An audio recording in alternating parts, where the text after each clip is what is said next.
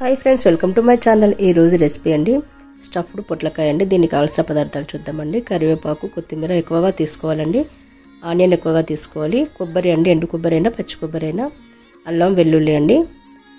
పొట్లకాయనండి first ఈ విధంగా లైట్గా పొట్టు తీసేయాలండి. మీద వాష్ చేసుకోనండి ఈ విధంగా పెద్ద ముక్కలుగా కట్ చేసుకోవాలి. పొట్లకాయ పెరుగు పచ్చడి చేస్తాము, కర్రీ కూడా చేస్తాం కదండి. ఈ విధంగా ఒకసారి చేసి చూడండి ఫ్రెండ్స్, చాలా బాగుంటుంది. పొట్లకాయ తొందరగా మగ్గుతుందండి, ఎక్కువ టైం కూడా పట్టదు. అన్ని విధంగా కట్ చేసుకున్న తర్వాత మధ్యలో ఘాటు పెట్టుకోవాలండి. మధ్యలో గింజలు ఉంటే తీసేయాలి. మనం మామూలుగా పల్లీలు నువ్వులతో చేస్తుంటాం కదండి. ఈ విధంగా ఒకసారి చేసి చూడండి ఫ్రెండ్స్. ఇప్పుడు ఒక పాన్ తీసుకోనండి, ఆయిల్ వేసుకోవాలి. దీంట్లో ఒక స్పూన్ వరకు జీలకర్ర వేసుకోవాలి. కొంచెం ఆవాలండి, ఫ్రై చేసుకోవాలి. దీంట్లోనే ఆనియన్ కూడా వేసి ఫ్రై చేసుకోవాలి. ఆనియన్ కొంచెం మగ్గిన తర్వాత అండి వెల్లుల్లి కూడా వేసానండి. కొబ్బరి, కరివేపాకు, కొత్తిమీర అన్నీ వేసి ఫ్రై చేసుకోవాలి. నా వీడియోస్ అన్నీ చూడండి ఫ్రెండ్స్. నచ్చితే లైక్ చేయండి, షేర్ చేయండి. కొత్తగా చూసేవారు నా ఛానల్ని సబ్స్క్రైబ్ చేసుకోండి ఫ్రెండ్స్.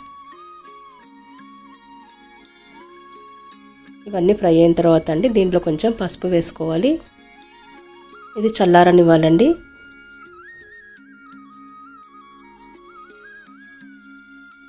చల్లారిన తర్వాత మిక్సీ జార్లో వేసుకోవాలి. ఇప్పుడు దీంట్లోనే ఉప్పు, కారం సరిపడా వేసుకోవాలి. కొంచెం గరం మసాలా వేసుకోవాలండి, బాగుంటుంది. కొంచెం వాటర్ యాడ్ చేసుకొని మెత్తగా గ్రైండ్ చేసుకోవాలి. చూసారు కదా. ఇప్పుడు దీన్ని ఒక బౌల్లోకి తీసుకుందాం. ఇప్పుడు దీన్ని పొట్లకాయలో పెట్టుకోవాలి.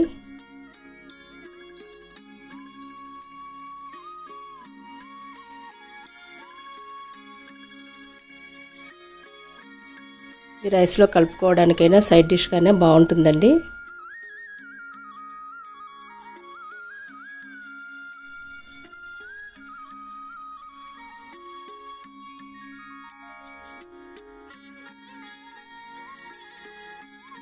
ఇప్పుడు ఒక పాన్ తీసుకోనండి, ఆయిల్ వేసుకోవాలి. ఇప్పుడు మనం స్టఫ్ చేసుకున్న పొట్లకాయలు పెట్టుకోవాలండి.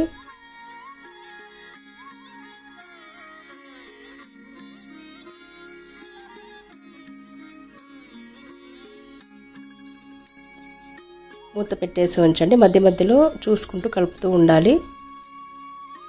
చూసారు కదా.